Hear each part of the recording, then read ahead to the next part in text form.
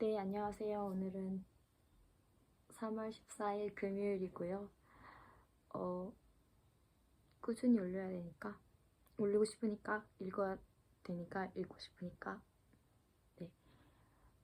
오늘 아침에 일찍 눈이 떠져서 제가 분명 시계로 어제 봤을 때가 4시 20분이었는데, 그러니까 4시 20분 이후에 잠이 들고, 7시 몇 분, 아니, 지금 일어난 거예요. 3시간도 못 잤는데, 멀쩡하고요. 왜 이렇게 잠이 안 오는지 모르겠어요. 고민이 있나? 그 시간에 성경을 읽어야 할지, 책을 읽어야 할지, 아니면 조금이라도 눈을 더 감고 있으면 잠이 들지, 그런 고민을 하면서 조금 책 읽다가 그래도 좀 잔 것 같아요. 네, 그래서 뭔가 잠을 많이 못 자니까 지금 약간 살 빠진 느낌? 아닌가요? 오늘은 아침에 생활관 찬양팀 동생들과 그 11시쯤 학식을 먹고 각자 동아리 방에서 할 일을 하기로 하였거든요. 그 전에 성경을 읽다가 가면 될 것 같습니다. 네, 사도행전 7장 읽겠습니다. 스데반의 설교. 대제사장이 스데반에게 이것이 사실이요 하고 물었다. 스데반이 말하였다. 부형 여러분, 내 말을 들어보십시오. 우리 조상 아브라함이 하란에 거주하기 전에 아직 메소포타미아에 있을 때 영광의 하나님께서 그에게 나타나셔서 말씀하시기를 너는 네 고향과 친척을 떠나서 어디든지 내가 지시하는 땅으로 가거라 하셨습니다. 그래서 그는 갈대아 사람들의 땅을 떠나 하란으로 가서 거기에서 살았습니다. 그의 아버지가 죽은 뒤에 하나님께서 그를 하란으로부터 지금 여러분이 사는 이 땅으로 옮기셨습니다. 그러나 하나님께서는 여기에서 유산으로 물려줄 손바닥만한 땅도 그에게 주지 않으셨습니다. 아브라함에게 자식이 없는데도 하나님께서는 그와 그 자손들에게 이 땅을 소유로 주시겠다고 약속하셨습니다. 그리고 하나님께서는 아브라함에게 이렇게 말씀하셨습니다. 네 자손은 외국 땅에서 나그네가 되어 400년 동안 남의 종살이를 하고 학대를 받을 것이다. 또 하나님께서 말씀하시기를 그러나 그들을 종으로 부리는 그 민족을 내가 심판하겠고 그 뒤에 그들은 빠져나와서 이곳에서 나를 예배할 것이다 하셨습니다.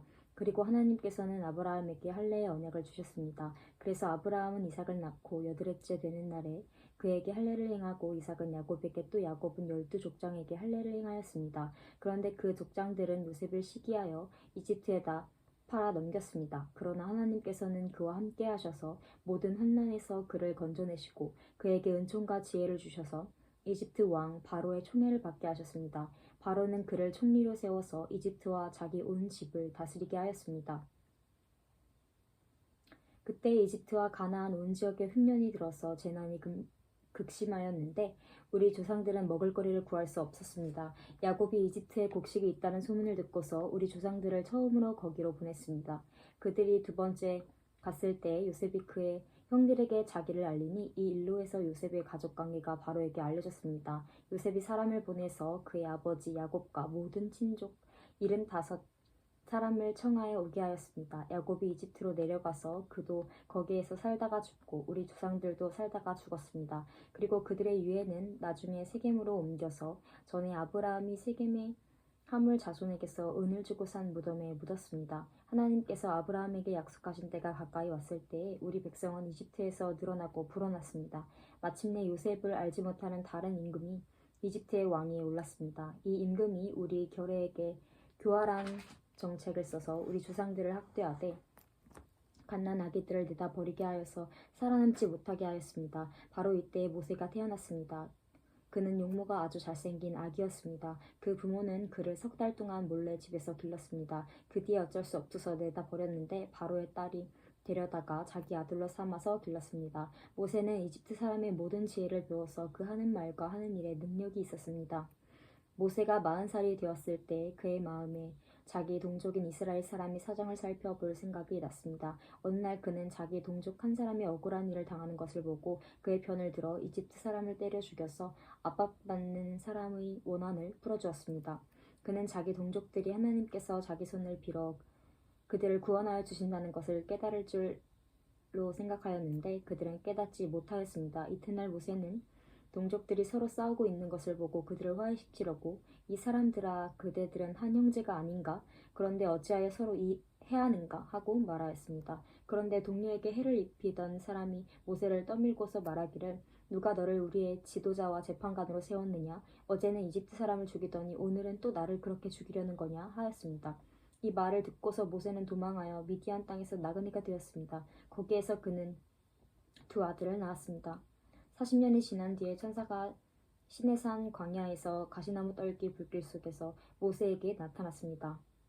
모세가 이 광경을 보고 기이하게 여겨서 자세하게 보려고 가까이 가는데 주의 음성이 들렸습니다. 나는 네 조상의 하나님 곧 아브라함의 하나님, 이삭의 하나님, 야곱의 하나님이다. 모세는 무서워서 감히 바라보지 못하였습니다. 그때 주께서 모세에게 말씀하셨습니다. 네 신을 벗어라. 네가 서 있는 곳은 거룩한 땅이다. 나는 이집트에 있는 내 백성이 학대받는 것을 분명히 보았고 또 그들이 신음하는 소리를 들었다. 그러므로 나는 그들 구원하려고 내려왔다. 이제 내가 너를 이집트로 보내니 너는 가거라. 이 모세로 말하면 이스라엘 백성이 누가 너를 우리의 지도자와 재판관으로 세웠느냐 하고 배척했던 사람인데 하나님께서는 바로 이 모세를 가시나무 떨기 속에서 나타난 천사를 통하여 통치자와 해방자로 세워서 그들에게 보내셨습니다. 이 사람이 그들을 이끌어냈는데 그는 이집트 땅과 홍해에서 또 40년 동안 광야에서 놀라운 일과 표적을 행하였습니다. 하나님께서 나를 세우신 것과 같이 너희의 동족 가운데서 한 예언자를 세워주실 것이다 하고 이스라엘 백성에게 말한 사람이 바로 이 모세입니다. 이 사람은 이스라엘 백성이 광야에서 회중으로 모였을 때 시내산에서 그에게 말하는 천사와 우리 조상들 사이의 중개자가 되어서 살아있는 말씀을 받아서 우리에게 전해준 사람입니다. 그러나 우리 조상들은 그의 말을 들으려 하지 않았고 그를 제쳐놓고서 이집트로 돌아가고 싶어 하였습니다. 그래서 그들은 아론에게 말하였습니다. 우리를 인도할 신들을 만들어 주십시오. 이집트 땅에서 우리를 이끌어내온 그 모세가 어떻게 되었는지 우리는 모르겠습니다. 그때 그들은 송아지를 만들어서 그 우상에게 희생제물을 바치고 자기들의 손으로 만든 것을 섬기며 즐거워하였습니다. 그래서 하나님께서는 그들에게서 얼굴을 돌리시고 그들을 내버려 두셔서 하늘의 별들을 섬기게 하셨습니다. 이것은 예언자들의 책에 기록된 바와 같습니다.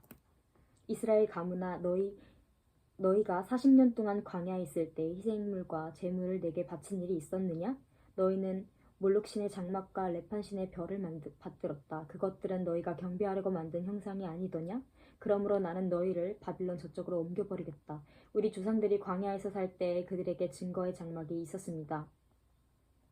그것은 모세에게 말씀하시는 분이 지시하신 대로 만든 것인데 모세가 본 모형을 따라 만들었습니다. 우리 조상은 이 장막을 물려받아서 하나님께서 우리 조상 앞에서 쫓아내신 이방 민족들의 땅을 차지할 때 여호수아와 함께 그것을 그 땅에 가지고 들어왔고 다윗 시대까지 물려주었습니다. 다윗은 하나님의 은총을 입은 사람이므로 야곱의 자손을 위하여 하나님의 거처를 마련하게 해달라고 간구하였습니다. 그러나 집을 지은 사람은 솔로몬이었습니다. 그런데 가장 높으신 분께서는 예언자가 말한 바와 같이 사람의 손으로 지은 건물 속에 살지 않으십니다. 나 주가 말한다. 하늘은 나의 보좌요 땅은 나의 발판이다.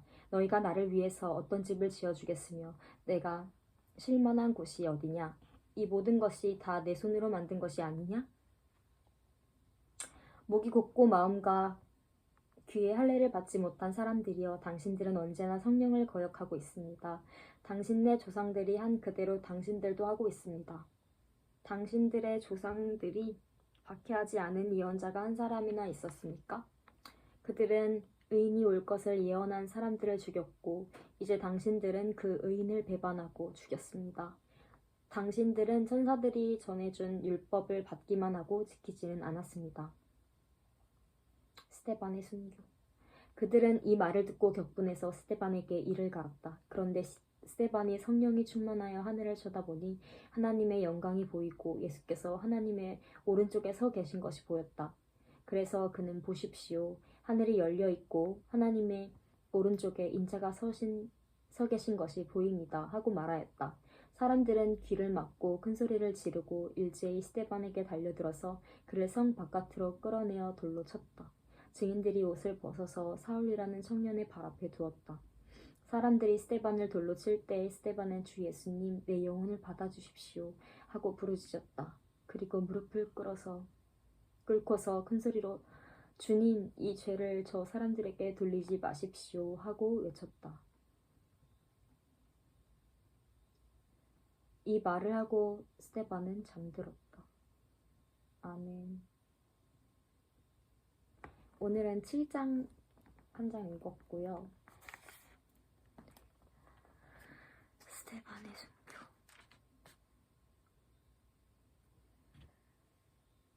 오늘로 또